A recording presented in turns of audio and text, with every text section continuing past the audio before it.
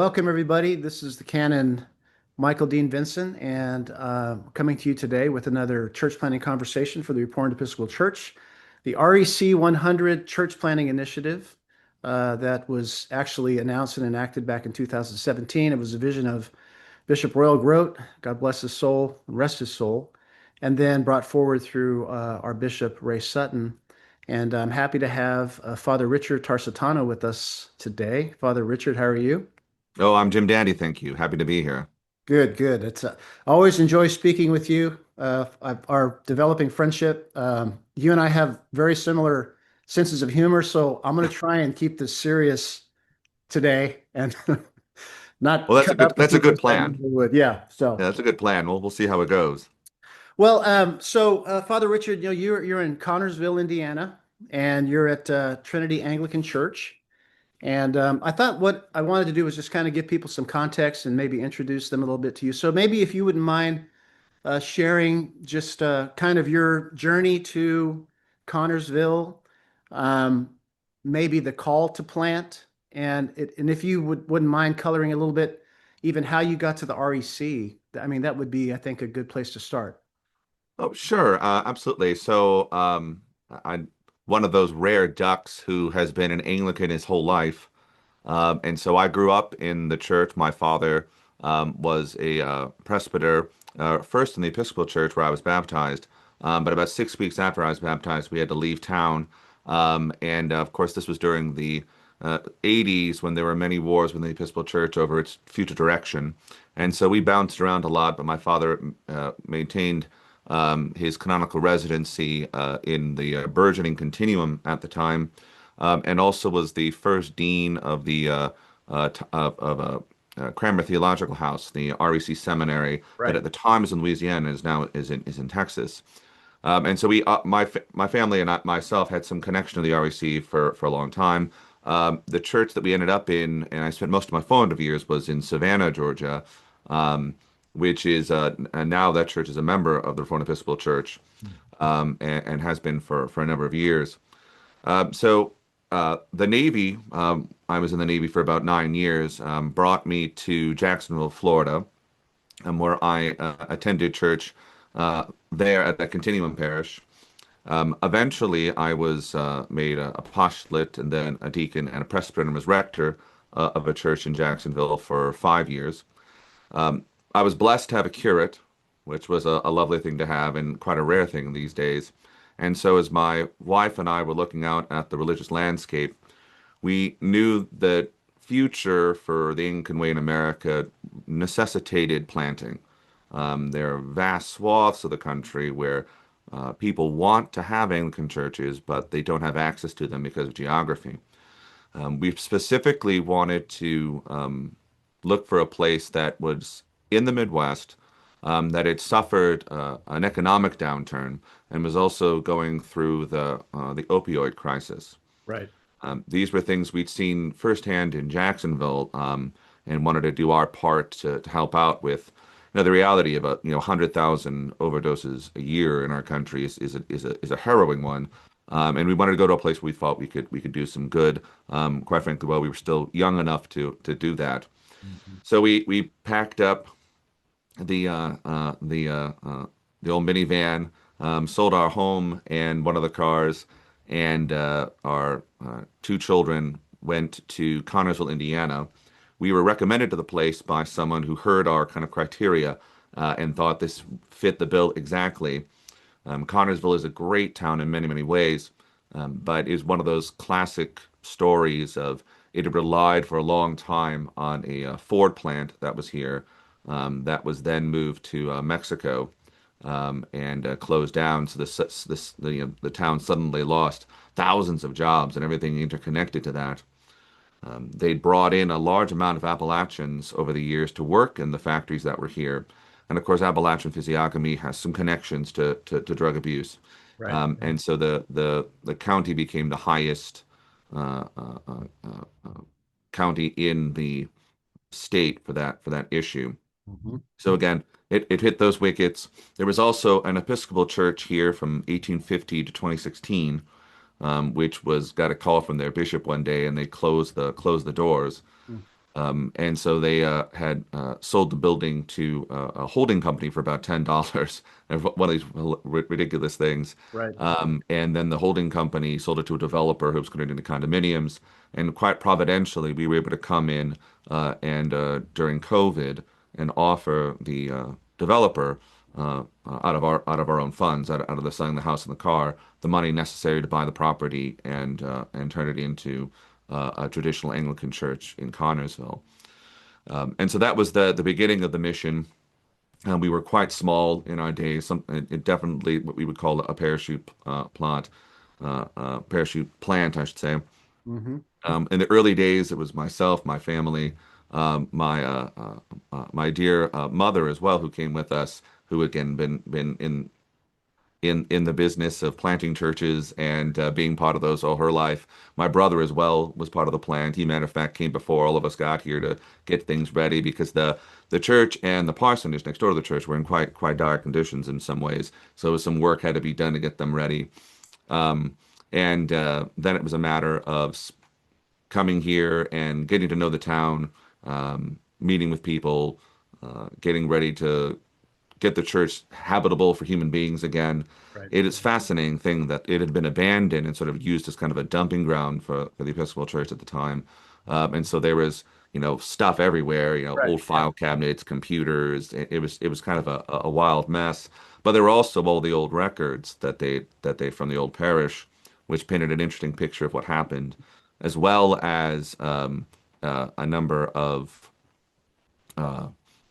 there was a joke that when we got here, um, they left the beautiful Oxford Bible, lectern Bible that was given as a gift in 1956, a Wow. King James with Apocrypha, quite Oh, a lovely thing. not cheap Um, either. Not Not cheap. cheap at all. Buy one. That's Quite right. frankly, it might be the most expensive thing in the church, all told, Right. which I suppose is appropriate. Well, The riches of God's word mm, and all of that. But yeah, so that was left, and so it was sort of a place for us to start. Our journey to the REC was certain parts of the story are not the world's most edifying, but as we were looking out for some support in our missionary endeavors in the town, the REC very graciously brought us in and was able to provide Episcopal oversight and also pull us into the REC100 program and make us part of that. And that has been an invaluable boon to the mission. I think the REC has a clear vision for the future of the Anglican Way in America, and that church plans and education and the reality of what it's going to take to be a part of a revival in America is very much on the forefront of the jurisdiction's mind. And so, as a church planter, that is an incredible thing. We've just, in my own diocese, we have a new bishop coadjutor who'll be taking over next year. We just finished our synod this last week oh, that's right. for the Yeah. diocese. It was a wonderful time, and seeing the our bishop. Speaking of Bishop Grote's, Royal Grote's son, Jason Grote, Right. seeing his passion for mission, which makes so much sense, given his father's passion for that. It's going to be a wonderful time to be in our particular diocese, and I think points a way forward for how the Anglican way will grow in America in the next 10, 20, 30, 40, 50 years. Yeah, and so I want to thank you for that. I mean, I Oh, think yeah, that's sure. great. No, I think that will give people a nice context for some of the stuff we talk about. Um, but you mentioned just a second ago, you saw in the REC, the Reformed Episcopal Church, a body that maybe could see down the road a little bit Yes. in terms of where the culture is now and where Anglicanism in America is going. So we're talking about two things. We're talking about the trajectory of Anglicanism in North America itself, but also that as it correlates to actually reaching people in the culture over the next 5, 10, 20, 30 years, right? So the mission and the trajectory of the church and the two sides of that, the church and the people. And you have a very unique, I think, perspective having grown up, as you said, from the womb, as they'll say, Yes. and having been in lots of different aspects of the church as a priest's son, the academic side with your father, you yourself as a churchman growing up, you've seen the kind of the successes and the declines of things that a lot of us didn't have because we came into Anglicanism later, like myself. So when you think about Connersville, but also looking at kind of the broader picture in North America, what exactly do you see that correlates with what you think the REC sees? Like what are we seeing that may be of advantage to us and also to people going forward in terms of being Reformed Catholic Anglicans here in this moment in time? I hope that's not an overwhelming question, but I No, guess I guess what do you see in what we're doing collectively together as brothers in the REC, and how does that correlate to kind of what you're trying to do yourself in Connersville? so I think the answer to that is I firmly believe that the best way to be a Christian is to be an Anglican. And I Agree. think yes, it's one of those things that uh, sometimes isn't said quite firmly enough. And I think what the REC has developed in its very ethos at this point is a confidence in the ability of the Anglican Way to be a missionary force in America. And I think that's actually built on incredibly solid ground. I Okay. think when one looks back at the history of the Anglican Way in America, one sees that a confident church, confident in its Book of Common Prayer, confident in its beliefs, confident that it had a powerful and important voice within the American religious landscape, that has empirical evidence that that has worked again and again and again, even in situations where it had very, very little resources. Mhm. One looks at the Anglican missionaries who went out into the Western United States with almost nothing, right? Sort of a box of prayer books and a prayer, Right. and really sort of built places. Um, there's a wonderful new book from Prologo Press on this that I highly recommend that looks at various bishops from the early Protestant Episcopal Church who were all very, very faithful and all who went out and just sort of, they would show up at a place like Philander Chase, who showed up in Ohio, and there are three clergymen and has to try to build a church. And when he leaves, it's this incredibly powerful, potent, and disciplined group of Christians who were able to grow in faith and love of our Lord. I think the Reformed Episcopal Church has the confidence in its actual real history and its actual beliefs to be able to trust in that in a way that a lot of churches don't, and a lot of traditions don't, Right. that are constantly trying to figure out the panacea or secret or relevancy to fit into the new religious landscape, as opposed to a confidence in things that have some evidence of ever working, which is a gigantic advantage if you can trust it. Yeah, no, that I mean, I think that's a great point that you've made. So there's this, in other words, the history and time bears out. At some point, you're able to look back and go, no, actually, we're on good footing here, Right. and we do have firm foundations. And not only that, we have had the advantage of seeing God work through the history of this church in particular over a long arc of time. And so there aren't a lot of things that are going to surprise us. And we also know that God's not finished with us. That's well So, said. I yeah. think a lot of with the Episcopal Church kind of blowing up and the a lot of turmoil, and this isn't just an Anglican problem. This is a Western religious problem. Just some people don't like to admit it. With the turmoil of the last 75 100 years, depending on how you put it, um, a lot of the newer Anglican jurisdictions, which are coming out of that conflagration, a lot of them are still kind of trying to figure out who they are. Yeah. There's still a lot of that going on, and it's still so very new. And so I do think you're absolutely right. The Reformed Episcopal Church can step into those spaces and have a little, not a little bit, but a considerable amount more of history in order to make correct choices about future movements. Yeah. And so there's, this idea that be who you are and be Hmm. confident in who you are. Because there's always that tension of Well, if I am who I am and I canonically do what I'm supposed to do in the tradition I'm in, is anybody going to come? Right. But again, as you said, we have that history within our tradition here, especially as Reformed Episcopal Church. But it's a little bit different when you're like you've done and your wife Megan stepping out. That God gives you an opportunity for a church, a beautiful church building. He puts the pieces there, but there's still this level of trust. Like, well, yeah, I know who I am and I know what we are, and I know that it's good, Right. Right. but I don't really know yet if anybody else is going to want to come to it. I mean, did you face? I mean, I faced that. I'll be honest, Sure. Oh, yeah, yeah. planting, but I mean, what was that conversation like in your head?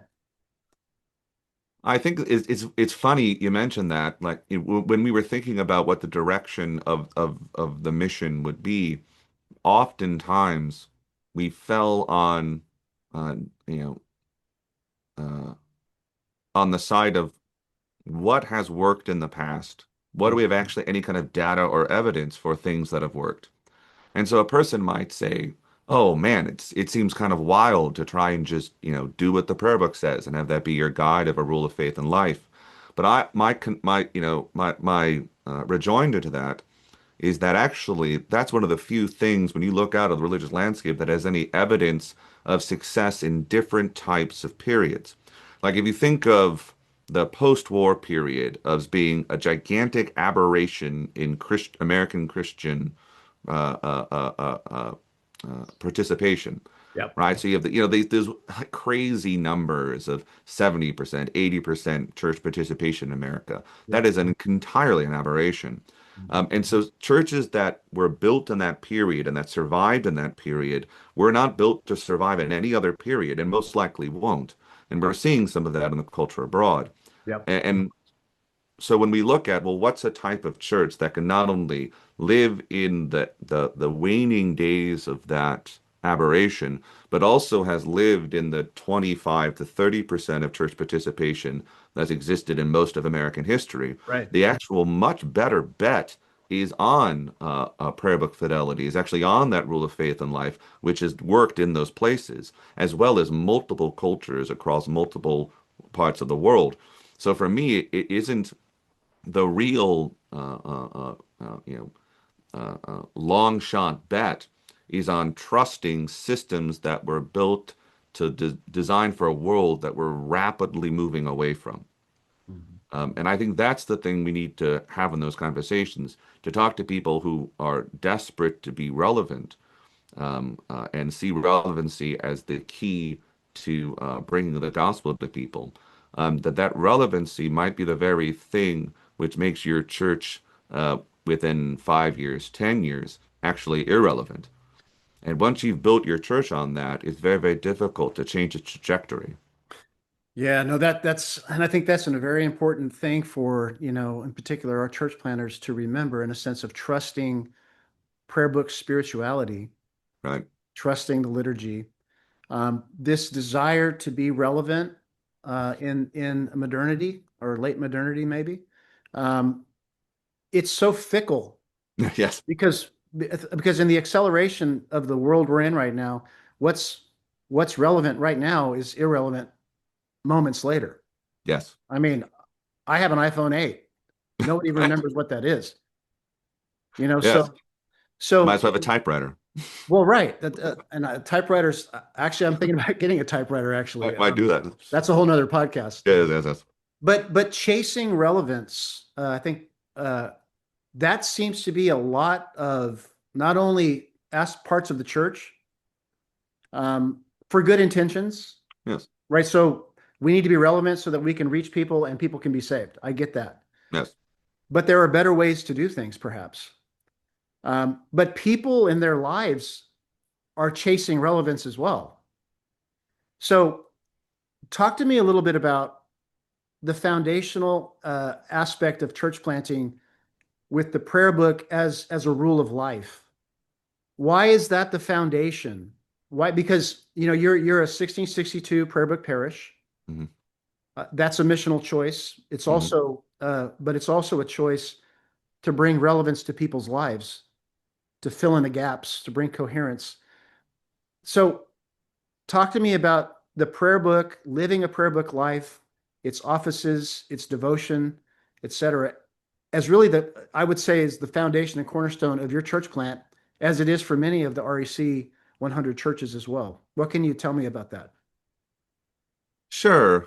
There's a fantastic old book called The Archbishop's Test. Oh yeah, read that And at the with the apostolate. Yep. Yeah, it's a great book. It's fiction, and with Archbishops of Canterbury in the news these days, perhaps it's more relevant.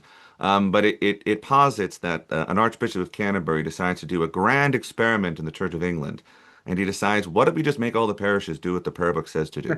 Right. And then chaos ensues. And there are really good things come of it, but also there's tons of people fighting against it. And it's a wonderful story about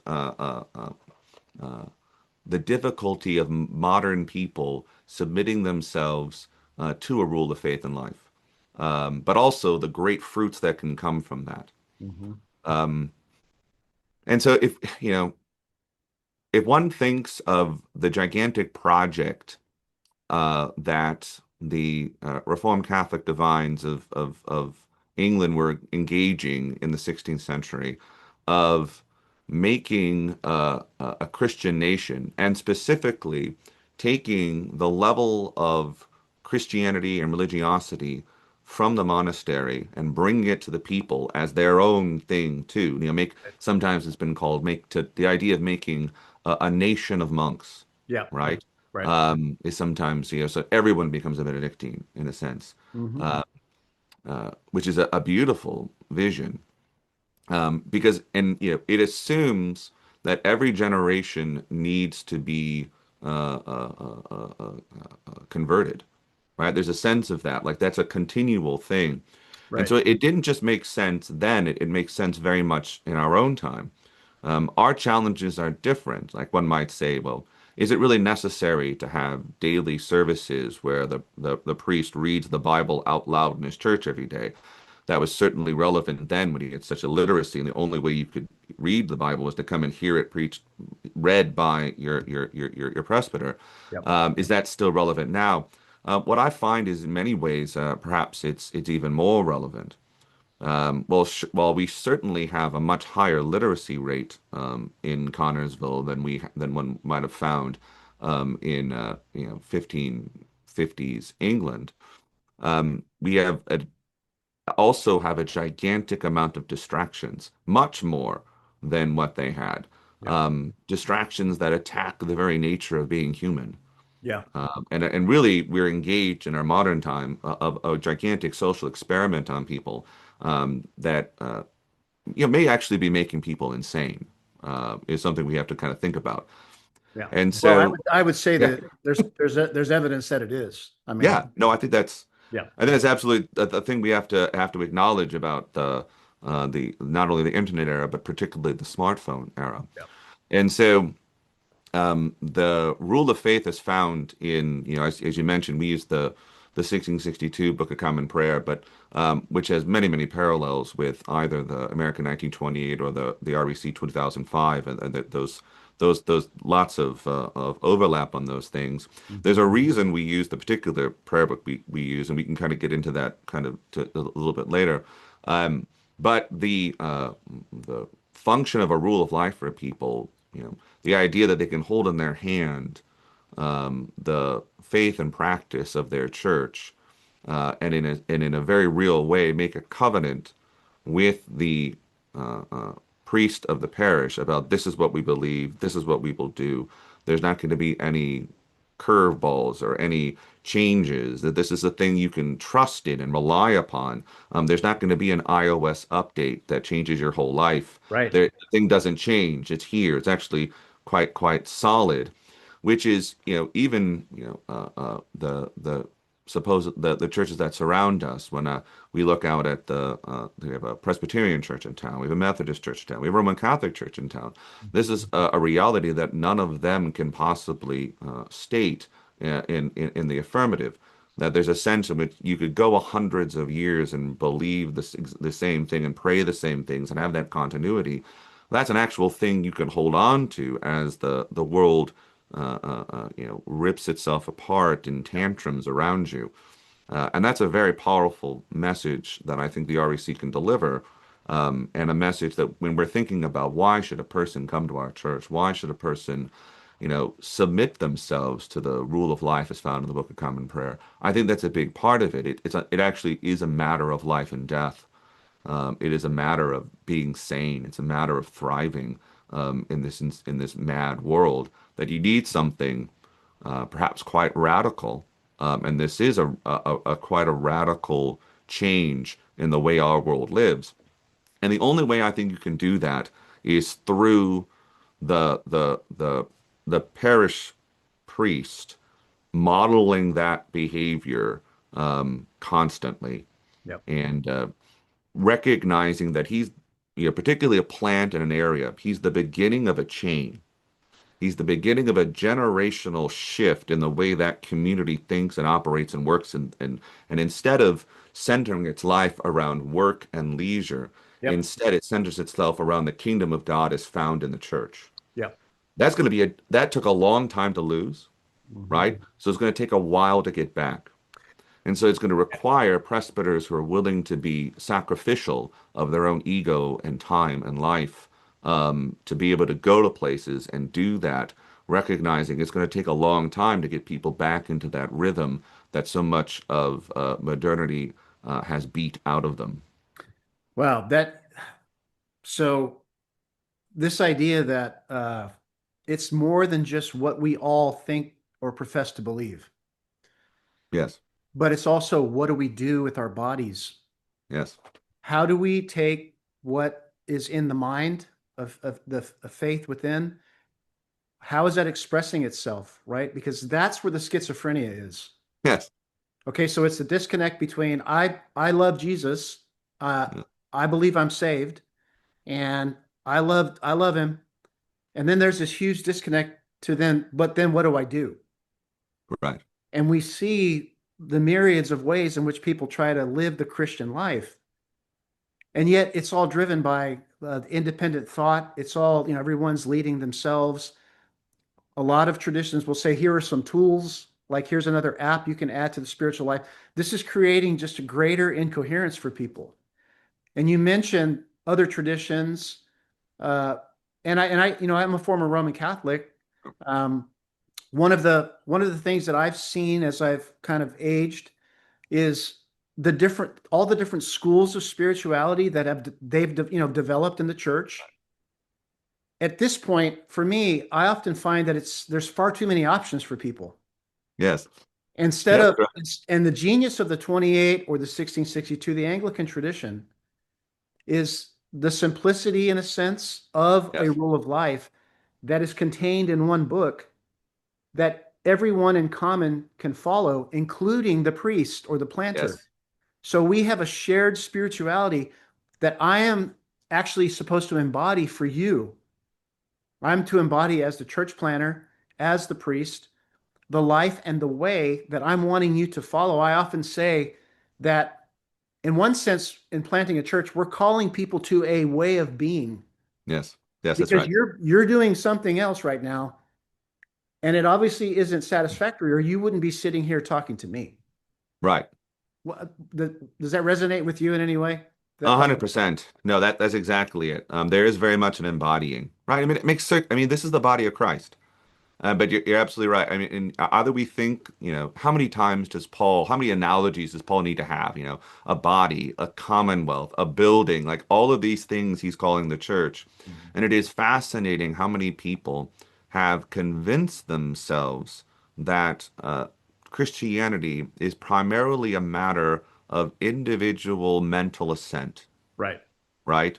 And it's sort of like, like the form they fill out, or they're thinking of themselves as Republicans or Democrats or some such thing, rather than being the most true thing about them or meaningless. Yeah.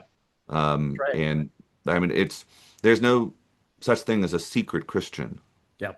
That is a Right. Yeah. completely Right. that is a completely I talk to people all this time, in my own context here in Connersville, which is a place which is very haunted by Christianity. And a number of people have sort of a folk religion, Yeah. that they've cobbled together from the internet, from other places. I call it patchwork Yeah. spirituality. Yeah. Oh yeah. It's completely incoherent, and there's cognitive dissonances throughout all of it. It's essentially they've established themselves as their own high priest, or God forbid their own God, who decides what's true and what's false and what can be cobbled through there. Yeah. And then a big part of that is their strong desire not to be connected to a local church, not to go to church. But they've built this false religion that says that there's no need for that, and they couldn't possibly neither hear the word of God or be or sacraments as a part of their life, which is it's just a fundamentally non-Christian practice. Like none of this is not actual Christianity. This isn't another form of Christianity. Right. This is just not Christianity. This is Yep. this is not godly. This and getting that into people's minds. The idea that Jesus would send out his friends and kin to start churches, spread the gospel and start churches all over the world, a mission that would kill all of them. And yet, we don't think we need to participate in a local church because we're special, is a wild claim to make. Wow. And people make that claim all the time, that was all unnecessary. I don't need it. Right. And some of that is because churches are terrible. Sure. Uh, And then and, there's yeah, reasons, like legitimate reasons for these things. they're excuses, right? But the problem at the end of the day is that there is no church that has hurt you to the point of death or to the point of crucifixion, right? There's no sense in which either any of these churches have made you suffer anywhere near the suffering that is called upon for our Christian witness. Mhm. So if you've been hurt by a church, that's awful and terrible, and those people will be judged horribly by God. That's right. But that does not change our the necessity of us having being part of the body of Christ and being within His saving church. Mm. Yeah. That just doesn't change that reality. No, no, it doesn't. And so in one sense, there's a little bit of Gnostic in all of us. We're always Yeah, kind of fighting that. But I think you're exactly right. I think the incarnational, the coherence of the visible and invisible coming back together sacramentally, it has to begin in the life of the planter. And yes, it has to be the foundation of the church plant. Like it has to be the gathered people uh, praying a common prayer together, living a common life together in the flesh. This is not to negate the use of social media or other mm, things that God allows, and gives to us to extend our reach. But primarily, it's not a virtual community. it can't be. It has to be lived and embodied. That's fantastic. So let's talk about, go back to the 1662, the prayer, Yes, and just a lot of people will say, well, we're doing a modern version of the prayer book because we want to make sure we can reach people. It's a missional choice, and it is. But I don't think people often think, well, the 1928 or the 1662 is also a missional choice. Like there's a reason why, of course, canonically, these are the books we can use. right, sure. So I'm not going off the reservation, but I do not think, double negative, that a traditional prayer book such as the 62 or the 28 is not missional. Right. What are your thoughts on, tell us about the 1662 prayer book in terms of church planting? That's a very good question. So that there's two questions in there, right? The first question is why use a traditional prayer book, Yes. right? Is so the first part. There are a number of prayer book options available in the 21st century American landscape. And one thing I often hear from people who prefer modern language versions, versions that change the prayers as they were designed in the 16th century to fit late 20th century English is usually what that means. Though this can be a moving target, and that is one problem. Is that people won't be able to understand this, and you put a barrier between them and the gospel. And I think the first thing to challenge that is that every single year, the most read and most memorized and most purchased Bible in America is the King James Version. Right. And the King James Version is produced in 1611. The first prayer book is in 1549, revised to 1552. And again, basically from 1552 on, changes are minimal up to the 1662 and beyond that. But in any event, the language is all the same in there. The language of Thomas Cranmer and the other bishops of the Church of England, who are building, in many ways, a language of prayer. So I would say that the evidence of the King James Version's popularity, and its popularity also among people who are not necessarily have graduate degrees. I find the people who are most upset about traditional language tend to be white people with an advanced degree. Hmm. Why And do you part think of that that is, by is, the way? I think it's because they go to schools that tell them old things are terrible. Well, the And, culture's and telling them that too, right? That's what the right. culture's saying anyway. Yeah, I mean, there's a big. I went to a, for my sins, I went to a college of education, and got a minor in professional education. Right. And one of the big things that was beat into our heads was that all older texts were terrible, and no child will be able to understand an older text, and you should Right. not teach them. Yep. And there were two parts of this. One is it was theoretically to make the teacher's life easier, and two, it was because the professors didn't want children reading older texts. Right. It had much more to do with ideology than had to do with reality. And I spent a number of years teaching while I was in seminary, sixth through eighth graders. And one of the things, the books we read for the sixth graders every year was The Jungle Book by Rudyard Kipling. Right. Sure. And one of the fascinating features of The Jungle Book is that the animals, when they speak to each other in the early modern English of the prayer book.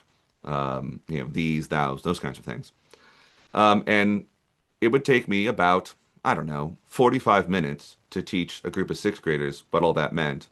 And they would be good for the rest of their lives. A matter of fact, oftentimes my sixth graders would then talk to each other in the hallways and things because they enjoyed it and they recognized it had some value to it. Mhm. So I think the illusion that this is an impossible thing for someone to learn is in fact an illusion. Right. The average American who is interested, for example, in the game of football, has to learn dozens and dozens of terms because they love it, Yeah. right? And it's actually a sign that they love it that a parent will pass that down to their children. What's a quarterback? What's a tailback? What's a fullback? What's a wide receiver? What's an Right. end around? What's a jet sweep? There's this gigantic level of terminology, which actually in the passing down from fathers to sons and other ways too, is a way in which the community has come together. It's a knowledge they have that actually binds them and makes them love the thing more. What's fascinating is every single generation of Christians got that until the 20th century, when one particular couple of generations decided that all had to be destroyed and they needed to make all things new. I mean, a fundamental reason why the Book of Common Prayer was changed in 1979 in America was because, as one progressive put it, the goal was to kill the tutor God, Mm. right? There is a sense in which changing language is almost always about actually changing theology. And the language change or the goal of making something more modern is a Trojan horse for the real goal of changing theology that's behind the language. That's That's right. almost always the reason this happens. Yeah. And a person then just sort of finds themselves in that, oftentimes good-natured people will go, oh, there's no way anybody will understand this, and they just accept uh, uh, the progressive push for newer and newer language or unoffensive language or all these various types of politically charged and ideologically charged ways in which language becomes a tool for attacking the past. And And it's that is, yeah, cloaked in compassion. It's yes, always cloaked always. in compassion. Yes. And maybe it is. And sometimes it is like that. That's the thing. I don't want to paint everyone with this brush. No, There of are course. the people who tend to get all this changed very much have an agenda, but the people who sort of fall into using it tend not to and just sort of are swept on this wave of the people who really do want change. Yeah. And it's just harder to fight against that wave. People in 1920 America, people in 1930 America, people in 1940 America, they recognized that the language of the Book of Common Prayer was older, but they also recognized that it was the language that they had inherited was a connection back to their parents and grandparents. Yep. I want people to come into my church and be able to say the same prayers as the future and the past, Yep. right? That connection to those people in a real connection, the very language and vocabulary we use is such an important, real embodied connection, as opposed to something abstract and something that you don't constantly go through with your congregation. Yeah. That is such a beautiful. I mean, do you not find in your conversations with people, whenever you talk about intergenerational legacy? So imagine, a young couple right now. Imagine your daughter who's just been born. Imagine now her children worship Yes, with you and all of you in the same church 30 yes, years from now. And right, every person, whenever that vision comes up, every person I know longs for that. yes, But we've destroyed in many ways, in I don't know if any part of the church is absent from this, right. but we removed all the scaffolding for people to actually have a legacy and a shared Christianity that then would actually keep their children and grandchildren and great grandchildren potentially in the faith. Right. And that was on purpose for a lot of people. Well, sure. Yeah. There were a lot of people, and this is a strange thing about Christianity, and I think it does show both its truth and also the truth of our great enemy. It's one of the few things that people will join and spend their whole lives trying to change and destroy. And you have to watch out, know that that's a reality and see it. Yeah. One only need look at the progression of American religion in the 20th century and see that there were gigantic numbers of people who joined an organization to essentially wear it as a skin suit for their preferred political ideology. Yeah. And that is a hideous thing to see and have to admit. But I think an incredibly important way to get out of that cycle is to, in a sense, hit something of a reset button on that and return and reform to an older way of thinking about what it means to be a Christian. Mhm. Um, and also, I think the older language is also more accurate. I mean, I agree. if the goal is to have the language be at the lowest reading level, you lose out on all of the connections one has to the language of Christian theology. Right. If you lose a word like licentiousness, if you lose a word like concupiscence, Yep. you lose those connections back to Latin and back to the big discussions of theology of the Middle Ages. And so now you're suddenly disconnected from all that rather than being in there and spending 13 seconds to explain to someone what that word means. And Yep. in that explanation, you're actually now opened up a whole new world of dialogue with the Christians who've come before us. Mhm. All of that matters, right? Yep. Even in our discussions of the Trinity, if you lose the distinction between second person plural and second person singular, all those things make our preciseness about reality more difficult. Right. And we're already at a gigantic disadvantage in some ways, all in lots of ways, because of our finitude and the incomprehensibility of God. So, sort of tying our hands behind our back in order to Right. chase the lowest common denominator is an incredibly foolish move. Mm. And the health of souls turn on a word. Yes. I mean, speaking of a word, I mean, look at the split between the East and the West. Right. Turn on a word. Right. And so these things actually matter. Yeah, God, that's just fascinating. And I think it's because we want to be accommodating. Yes. I think, you talked about the churches that were, the post World War II churches that kind of lived in a bubble, Yes. right? And it really is Right. because if you go back go to Acts, Yeah. I mean, like there was never really this huge percentage of people really, Right.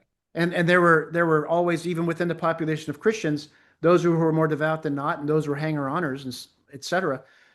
But it almost comes like when that bubble burst and they started seeing, kind of the black hole opening up, we didn't really know what to do. Right. What do you do when people are fleeing? When people Yes. don't care anymore? So I understand that, but Oh, yeah. and I think you've probably see this, and just maybe a comment on this, and then, um, but when people come in, let's talk about the 20 something, early 30 something family, Sure. first, their first time they're in the liturgy. Uh, the baby boomer who maybe came up in another tradition, stopped going to church for 15 years, and now they've wandered back in. I mean, just to encourage our folks and maybe some anecdotal thing, what sort of what happens to people? What have you seen God do to people through the classic 62 liturgy of Holy Communion, or maybe even the daily Yeah. offices? Yeah. So uh, uh, we're pretty committed to have as frequent communion as we can and daily office together as much as we can. Mhm. Because I think there was a triumph of the movement to have more often communion in the 20th century sadly meant that fewer and fewer people were having public daily offices around Right. them. In And other so, words, one right, with one the one wrong, out. yeah, You went one way or the other, not both. right. Yeah. And it's designed for both. I mean, that's Right. the vision is to have both of them together. Yeah. But if you lose the daily office in your public services, then your people won't do it as much at home, right? And that's really what you want them to be. If they can't make it to church, they want them to do at home. Yeah. And so pushing that a great deal has been useful in people recognizing.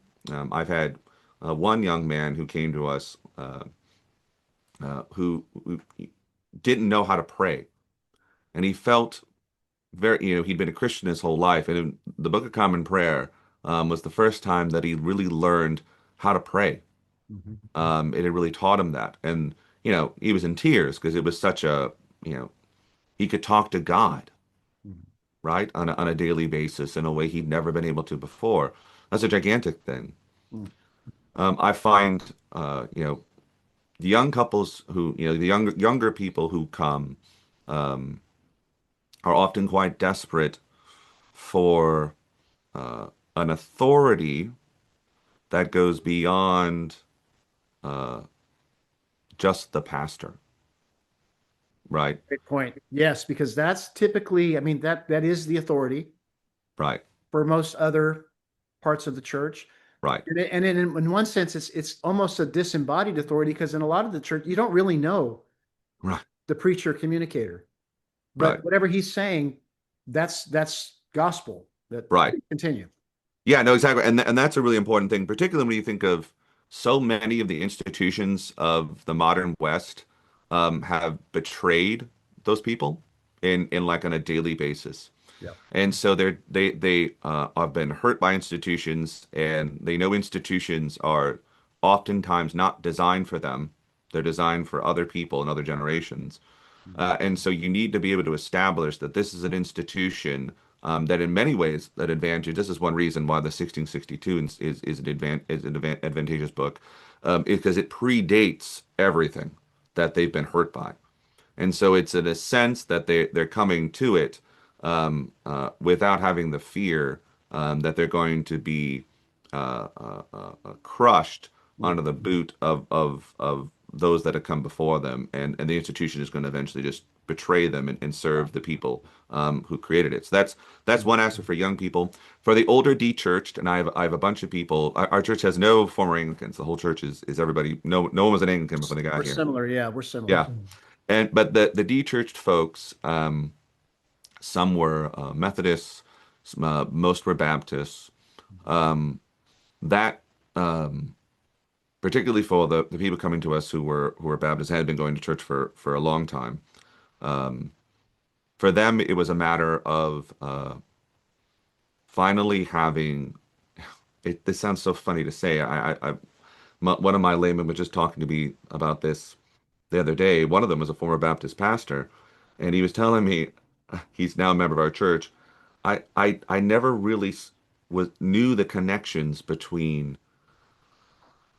church and the Bible. Those things were kind of disconnected. Of And course. one of and the liturgy, because it is so word soaked, because it is an arrangement of the gospel into prayer. It connects those things in a way that he had never, he spent his whole life as a Baptist preacher, had never had those connections made on a day in, day out basis. Mhm. And in that connection, it was also a union with Christ. He was developing in a way that he had never developed before. Yeah. Um, we had a young man join us who was raised Amish and then Jewish, which is a heck of a way. Yeah, I have to Uh, say that may be the first time I've heard that combination. yes, it's quite a combo, and he's a wonderful young man. He came to us. He'd seen the Book of Common Prayer, and one of the things that attracted him to us and attracted him to the Anglican Way from his former traditions were the Psalms. Mm. He'd never seen a tradition that took the Psalms so seriously and chanted them and sang them and read them and had it that much a part of their prayer life and their church life. And that was the door that opened to him becoming baptized, confirmed, and an incredibly important part of our parish. Those kinds of things are all there, and people are hungering for them. Mhm. And there's many ways in which we just need to be faithful in them and trust that this way of being Christian, which was designed for ditch diggers and kings, Yep. will appeal, or not even appeal. That's the wrong word. It will be the correct tool for disciplining people. I think sometimes people get the wrong idea that the liturgy is going to replace their need to evangelize. Mm. That if we can just get the liturgy right, we won't need to evangelize anymore. So that's why, the language has to be such that it's the person's gateway into Christianity. And I think that's entirely wrong. And I tell my people this all the time. The liturgy and the teaching are here to discipline and change them into people fit for the new heaven and new earth. It's our job outside of that to meet them and weep with them and laugh with them and live with them and get them to recognize that we have a joy and a certitude and a truth that they can't live without. And then it's the liturgy that's going to change them and form them. And it will be a thing that attracts them. I think that's true too in that. Sure. But I think you have to, that can't be the thing we think is going to alleviate our need to actually go out and be evangelists in the 21st century. Oh, that's so well said. I mean, it's much more than attracting people. Yes. You Right. actually have to care Yes. that their soul be healed, consoled by the gospel, as prayed in the liturgy and received in the sacraments, then remakes them. Yes. Yes. Right. The It does all the real work. Yeah. Yeah, so Yes. so I mean what you're saying and what I preach this as well. We've been given such a beautiful heritage in the prayer book. Right. It is for some reason in God's providence, it is an attractant, Yes. particularly now in this moment. Yes. I But think it's that's right. not an end in itself. Right. The end is that people actually enter through prayer and commune with God in the person of Jesus Christ. That's and exactly they right. and they be healed. They're healed from all of the maladies and the carnage of modernity, whether it be from sexual choices in the past or drug use or decisions or anxieties. Only the gospel of Christ, as received in the prayer of the church and through the sacraments, consoles and heals. And you have to have that conviction as a church planner. Yes. And that conviction um uh, uh, uh, is something that your people will catch. Um I think sometimes, I mean, if you aren't confident in this, um then it becomes very difficult to face all of the rejections and all of the things that are going to come your way, and the people who lash out, the people who are angry, the people who are essentially are angry at God, Yeah. and the priest becomes the proxy for that anger. Like all those things are going to come for a church planter in this world. And so, yes, if you don't have utter confidence in the power of the gospel and in our church's ability to act as an instrument for the Holy Spirit, then this is going to be a very, very, I think, actually impossible work. But if you do have that, you have the blessed opportunity to be somewhat contagious to people around you, and they start to think that too, and then they can share that with others, and that's been for us as a church plant. That's been the biggest way in which we've grown. Is you can look at statistics on this anyway. I mean, most people come to church because they're invited by someone who goes to that church. That's right. You get other things on the margins, of course. Hmm. I had someone who joined the church because they saw me give an interview in a YouTube video, which is Right. super strange, right? So that's a weird thing. But like those things happen. Hmm. But those are in the margins as opposed to the real work of going out and building a relationship with a person, and which costs us something, costs us That's a right. lot. Um, Yeah. and so, planters should be doing that. But if your people actually love and believe in what they're working on and what they're doing, then they'll go out and do that too. They'll become instruments for the Holy Spirit, and that's the whole game. That's the whole endeavor in a nutshell. Yeah, and I read a couple of books by Stefan Poss, who's a missiologist at the Free University of Amsterdam, and then he was actually spent time with the REC 100 Europe guys this past Oh, that's summer. cool. So we were able to get to know him, and but in one of his books, he makes a point. We're not currently in a time of event evangelism, like large swaths of people. Yes, Those that's not the time we're living in. He's like, we're in a time where we should be rejoicing over the one sinner who repenteth. yes. And that's the reality of it's been my reality in church planting. It's one person at a time. And it's not just me, it's everybody. But you bring up such a wonderful point. You have to recognize the value of being an Anglican and being in a prayer book tradition and in that parish in Connersville or in Rockwall, Texas. Right, Because from what else are you actually inviting people into that is right. actually going to help them? So Yes. that value, and then reminding your people of the value of what God is doing in us through our tradition is really important because they've got to know and be cognitive of my life's changing. I need to tell you and bring you into this. So I think you make a great point on that. Yeah, I think that's right. Um,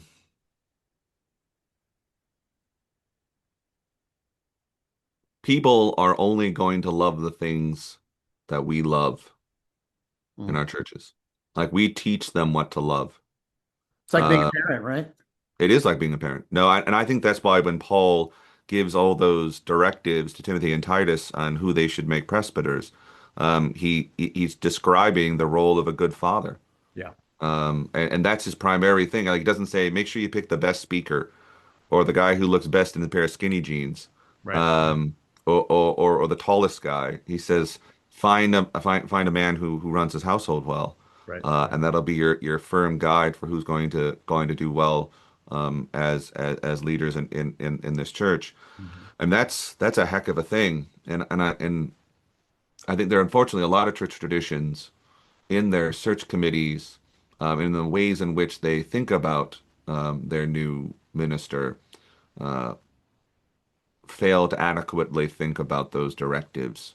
Mhm. Um, there's some who fail with the man part, but a lot of places fail with the what that man should look like part, and then they're Yeah. shocked that they hire an actor who then takes advantage of them.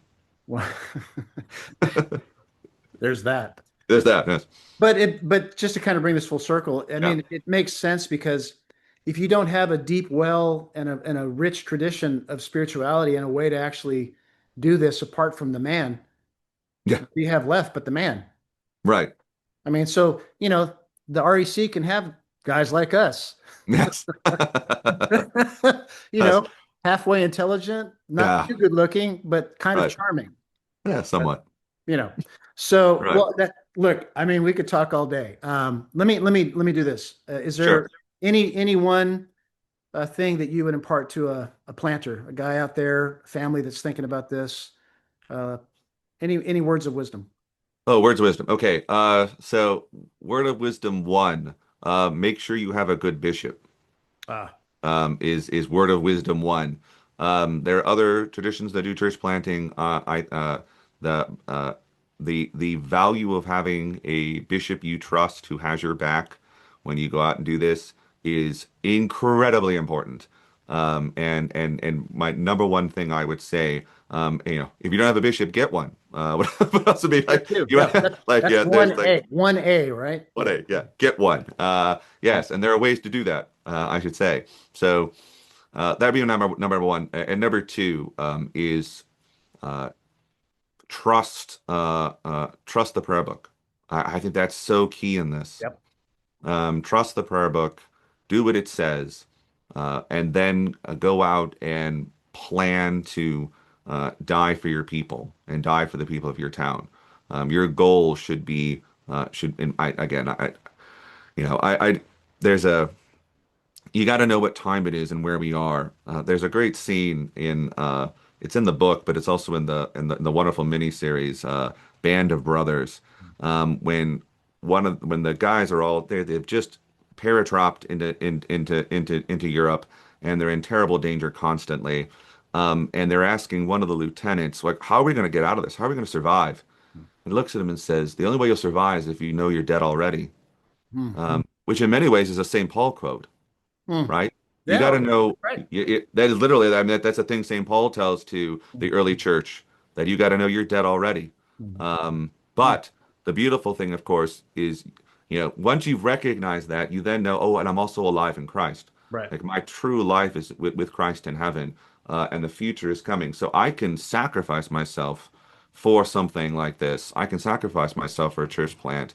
I can, pray the gospel, share it, and be forgotten and be all right, because I know Christ will welcome me as his true and good and faithful servant. Right. That's got to be the goal, and not pleasing the world, the flesh, and the devil, which oftentimes can be the case. So that's those two things: get a bishop, a good one, have a good bishop, Mm. and two, trust the prayer book.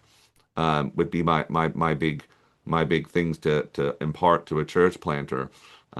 Because I think with those two things, as I've said a few times in this, there's empirical evidence that that combination has worked all over the world, across different times, across different cultures.